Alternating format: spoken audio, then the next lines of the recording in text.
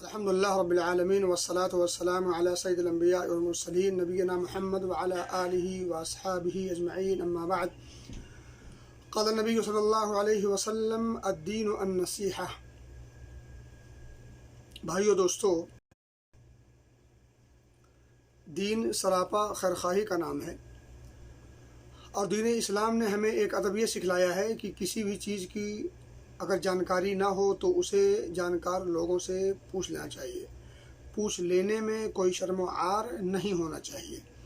और ये बात याद रखें, दीन शरीयत पर अमल पैरा होने के लिए ज़रूरी है कि पहले उस अमल के लिए की जानकारी हमें ले लेनी चाहिए।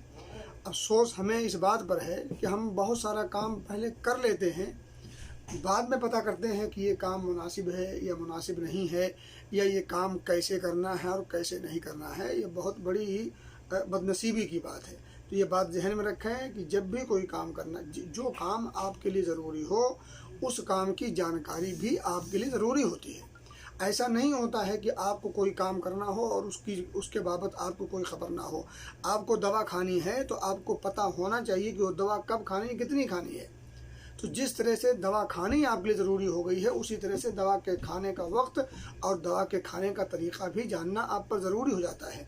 लेकिन अफसोस ये है कि हम बीमारी पर दवा के खाने का तरीक़ा तो हम सीखते हैं डॉक्टर से, लेकिन दीन के मामले में जब कोई अमल की बात होती है तो हम अमल कर लेते हैं और किसी आलिम से या किसी जानकार से पूछने की जहमत गवारा नहीं करते। ये बहुत बड़ी बदनसीबी की बात है और बहुत बड़े अफसोस की बात है। इसलिए ये बात ध्यान में रखें, जब भी जो चीज़ आप पर फ़र्ज हो जाए, जिस चीज़ को आप करना चाहें, तो उसकी जानकारी उस हद तक ज़रूरी है जिस हद तक उस काम को करना है। बहरहाल ये तो तमीद थी। बताना ही चाह रहा था कि रमज़ान के रोज़ों के हवाले से कुछ गलतफहमियाँ हम में पाई जाती हैं जो सिर्फ़ और सिर्फ गलतफहमियाँ ही हैं, जिसका शरीयत से दूर का कोई सरोकार नहीं है। बहरहाल मैं सही तौर पर दो चार बातें बयान कर दूँ। एक तो ये है कि रोज़े के हवाले से मसनून ये है कि आदमी सहरी करे, और सहरी करना ये मसनून अमल है और बाइसे बरकत अमल भी है। ये सुन्नत भी है और इसके करने से बरकत भी होती है और वहीं अहले किताब की मुखालफत भी होती है, क्योंकि हमारे रोज़े और अहले किताब के रोज़ों के दरमियान में जो फ़र्क है वो फ़र्क ये है कि वो हम सहरी खाते हैं और वो सहरी नहीं खाते थे।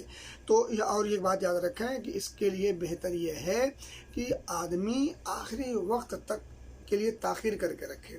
ऐसा ना हो कि रात को 12 बजे 1 बजे 2 बजे खा के फिर सो जाए, बल्कि जो उसका आखिरी वक्त है, आखिरी वक्त जो अज़ान फ़ज्र से ज़रा पहले, अज़ान फ़ज्र से ज़रा पहले आदमी खाए तो उसके बहुतेरे फ़ायदे हैं। एक फ़ायदा तो ये है कि सबसे बड़ा फ़ायदा ये है कि आदमी सुस्ती का शिकार नहीं होगा और फजर की नमाज के ज़ाय होने का अंदेशा नहीं रहेगा।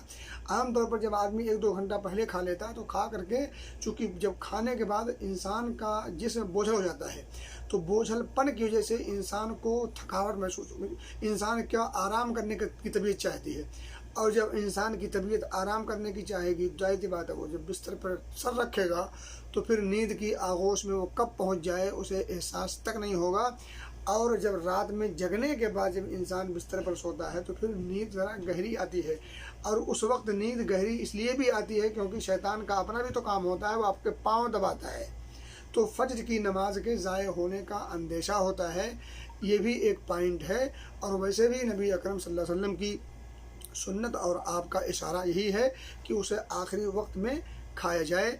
और सहरी का खाना ये मोमिन के लिए बाइसे बरकत भी है, और सहरी में भी अगर खजूर का इस्तेमाल हो तो ये ज़्यादा बेहतर है, या कम से कम खजूर का भी इस्तेमाल कर लिया करें, क्योंकि नबी अकरम सल्लल्लाहु अलैहि वसल्लम ने इस तरफ भी तवज्जो दिलाई है। और मोमिन का की जो सहरी है वो खजूर है। तो उधर मैंने यहाँ चाहता। और दूसरी एक बात और याद रखें, कुछ लोग सहरी खाने के बाद जो सबसे आखिरी अमल करते हैं वो वही बुरी खसलतें, बीड़ी सिगरेट खैनी वगैरह, इससे मुकम्मल तौर पर एतराज़ करें। और कुछ लोग खाते पीते रहते हैं, यहाँ तक कि इंतज़ार करते हैं कि जब अज़ान होगी तब पानी पिएंगे। ये अजीब लोगों की सोच है।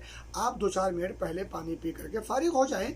अलबत्ता अगर कभी लेट हो गई, भूल गए, सो गए, नींद खुली ऐसे वक्त में कि 1 ही 2 मिनट बचे हैं और आप खा और पी रहे हैं और अज़ान होने लगी या टाइम हो गया, तो चलो जो आपके हाथ में है वो पी लें, जो मुंह में उसको निगल जाएं। लेकिन ये कौन सा तरीका है कि आप जो है गिलास लेकर के या पानी का बोतल लेकर के खड़े रहें, जब अज़ान होने लगे तो पीना शुरू कर दें।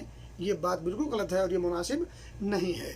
इसी तरह से मेरे भाई दोस्तों, सहरी के हवाले से याद रखें कि सहरी आदमी को ज़रूर खाना चाहिए। ये और बात है कि अगर सहरी ना खा सके तो रोज़ा रखा जा सकता है। हाँ, कुछ लोगों को ये गलत फहमी है कि अगर सहरी नहीं खाई तो रोज़ा नहीं होगा। ये गलत फहमी है।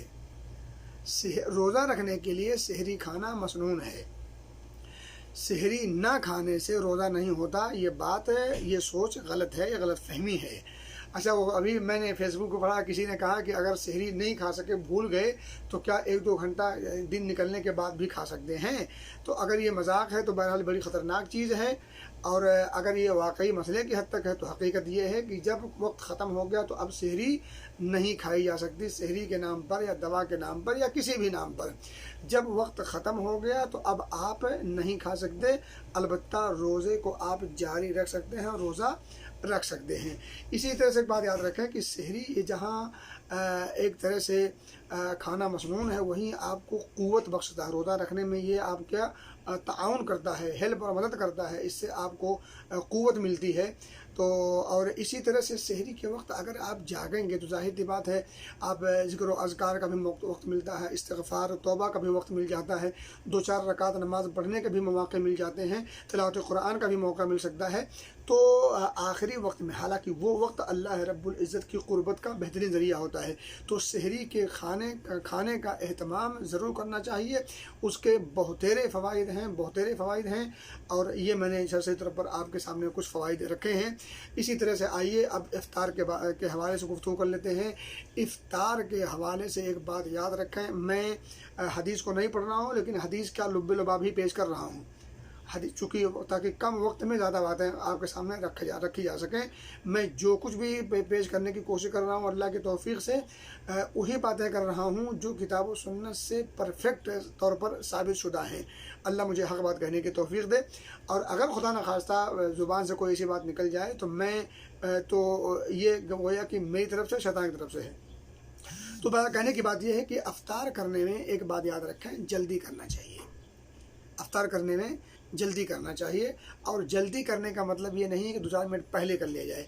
इफ्तार में जल्दी करने का मतलब ये है कि जैसे ही सूरज गुरूब हो फौरी तौर पर हमें इफ्तार कर लेना चाहिए। तो इफ्तार करने में हमें ताख़ीर नहीं करना चाहिए जब वक्त हो जाए।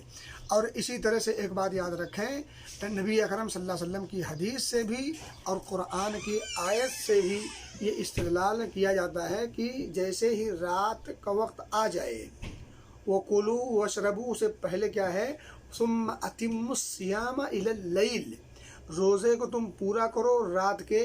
अब जाहिर सी बात है रात की इब्तिदा कहाँ से होती है, सूरज के गुरूब होने से।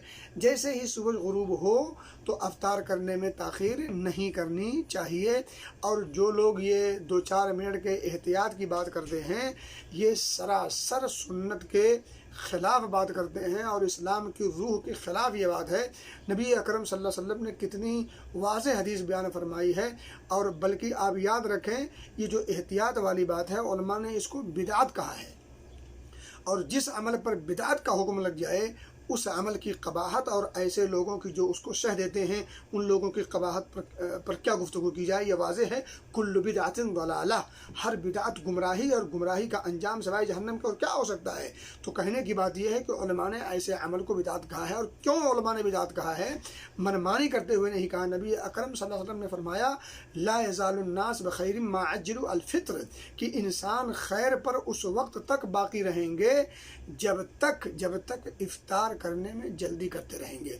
और इफ्तार में जल्दी करने का मतलब मैंने बता दिया कि जैसे सूरज के गुरूब होने की यकीनी खबर हो जाए, वो आज इलेक्ट्रॉनिक दौर है और आज जो है क्या नाम है, तहकीक का दौर है, साइंस का दौर है। आज आपके हाथों में घड़ी है, आपके मोबाइल में अलार्म है, सब कुछ सारी चीज़ें मौजूद हैं। तो अगर तहकीक के साथ, यकीनी खबर के साथ अगर आपको चल गया पता कि सूरज का गुरूब हो गया और जाहिर सी बात है आज हमारे सामने सारी चीज़ें मौजूद हैं, तो ऐसे मौके पर खामखा इंतज़ार करना और खामखा एहतियात करना ये बिला वजह का तकल्लुफ़ है। और हलकल मुतनत्तिऊन, जो बिला वजह तकल्लुफ़ करते हैं, नबी अकरम सल्लल्लाहु अलैहि वसल्लम ने ऐसे लोगों की हिलाकत की बात की है।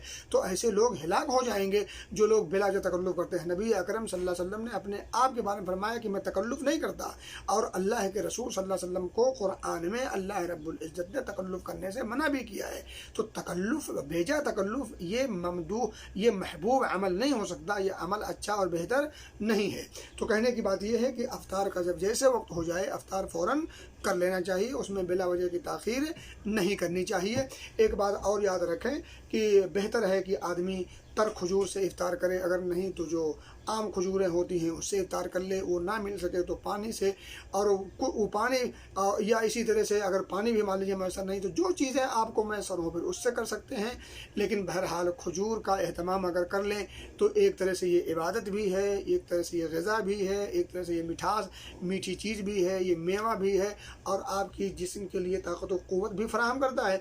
बहुत सारे फ़वाइद हैं, मैं उधर भी जाना नहीं चाहता। और एक बात और याद रखें, बाद लोगों को गलतफहमी ये भी है कि अगर हमने रोज़ा रख करके किसी और के यहाँ इफ्तारी कर ली तो हमारा सवाब उसको मिल जाएगा। अजीब किस्म की ये जो सोच है और गलतफहमी की इंतहा है यार। आप सोचें, रोज़ा आप रखेंगे सवाब उसको क्यों मिलेगा? अल्लाह रब्बुल इज़्ज़त के तईं आप ऐसा सोच सकते हैं कि आप रोज़ा अल्लाह के लिए रखें और अजर व सवाब अल्लाह रब्बुल इज़्ज़त किसी और को दे दें? ऐसा मुमकिन है? अल्लाह रब्बुल इज़्ज़त के तईं आप इस कदर बदज़नी के शिकार हो सकते हैं? अल्लाह रब्बुल इज़्ज़त के तईं और फिर बदज़नी। मेरे भाई दोस्तों, हदीस सुने। हदीस में नबी अकरम सल्लल्लाहु अलैहि वसल्लम फरमाते हैं, मन फत्तर साइमन, जिस शख्स ने किसी रोज़ेदार को इफ्तार कराया और रोज़ा इफ्तार कराया, रोज़ा खुलवाया, कान लहू मिस्लु अजरिही, तो उस शख्स को जो रोज़ा अफ्तार कराएगा उसे भी उतना अजर मिलेगा, उसके मिस्ल अजरिही, उसके अजर के बराबर, उसके अजर के मिस्ल उसको भी सवाब मिलेगा। और आगे नबी अकरम सल्लल्लाहु अलैहि वसल्लम ने ऐसे लोगों के जहनों में जो इश्काल पैदा होता है उस इश्काल का जवाब दे दिया। गैर अन्नहु ला यनकुसु मिन अजरि साइम शैआ, रोज़ेदार के अजर में ज़र्रा बराबर भी कुछ भी कमी हुए बगैर रोज़ेदार के अजर में कमी मुतलक तौर पर नहीं होगी, कुछ भी नहीं होगी, एक पैसे के बराबर भी नहीं, एक ज़र्रे के बराबर भी नहीं होगी। शैआ का लफ्ज़ बताता है कि कुछ भी नहीं होगी। हाँ, रोज़ा अफ्तार कराने वाले को भी उतना सवाब मिलेगा। मैं तो कहता हूँ कि रोज़ किसी न किसी को अफ्तार कराना चाहिए या किसी के यहाँ जाके करना चाहिए, उसमें डबल फ़ायदा है। आपके यहाँ आप किसी को कराएंगे तो आपको डबल अजर मिल जाएगा, आप किसी के यहाँ जाएंगे तो आपकी वजह से आपके भाई को जो है दोहरा अजर मिल जाएगा। तो अफ्तार करने और कराने में, किसी के यहाँ अफ्तार करने में या किसी को अफ्तार कराने में शरह सद्र के साथ ये अमल करना चाहिए और इस पर तवज्जो देनी चाहिए। यानी न नमक न फिटकरी चोखा मज़ेदार। आपने रोज़ा अकेला रखा हुआ है, अगर डबल अदर चाहते हैं किसी को इफ्तार करा लें। और इफ्तार के लिए ज़रूरी नहीं है कि आप कोई बड़ा तकल्लुफ़ करें, जो कुछ अल्लाह आपको मैसर करे वो इफ्तार करा दीजिए। आपके पास अच्छी चीज़ें हैं, आपके पास व्यवस्था है और आपके पास इंतज़ाम है तो ठीक है, तकल्लुफ़ जायज़ हद तक कर लीजिए। लेकिन अगर आपके पास कुछ नहीं है, जो है सो उसी को पेश कर दीजिए, किसी को प्यार से बुला करके इफ्तार करा दीजिए। अल्लाह रब्बुल इज़्ज़त आपके दिल को देखता है। इन्नल्लाह ला यंज़ुरु इला सुवरिकुम व अमालिकुम वलाकिन यंज़ुरु इला क़ुलूबिकुम व अअमालिकुम, तुम्हारे दिल, तुम्हारे अमल को देखता है, वो तुम्हारे चेहरे और तुम्हारे माल को नहीं देखता। तो कहने की बात यह है कि रोज़ा अफ्तार कराने से किसी के रोज़े पर कोई आँच, रोज़े के अजर पर आँच नहीं आती, बल्कि जो रोज़ा इफ्तार कराते हैं उन्हें भी उतना अजर मिलता है और आपके अजर में कोई कमी नहीं होती है। मेरे भाइयों और दोस्तों, इसी तरह से रोज़ा अफ्तार करने में एक बात और याद रखें, कुछ लोग रोज़ा अफ्तार करने के लिए मुअज्जिन के अज़ान का इंतज़ार करते हैं। ये भी गलत फहमी के अलावा और कुछ नहीं है। रोज़ा अफ्तार हमें कब करना है? जब सूरज गुरूब हो जाए। सूरज गुरूब हो जाने के बाद, जब ये बात पक्की खबर हो जाए कि सूरज गुरूब हो गया, अब अज़ान हो न हो इससे कतई नज़र, आप अफ्तार कर लीजिए और देर भी ना कीजिए, बिला वजह की देर न कीजिए। बिला वजह की देर नहीं करनी है और अजान का इंतज़ार भी नहीं करना है। जैसे मैं आपको मिसाल देता हूँ, अगर एक मुअज्जिन ने 5 मिनट 10 मिनट पहले भूल करके अजान दे दी तो क्या आप इफ्तार कर लोगे? नहीं करोगे।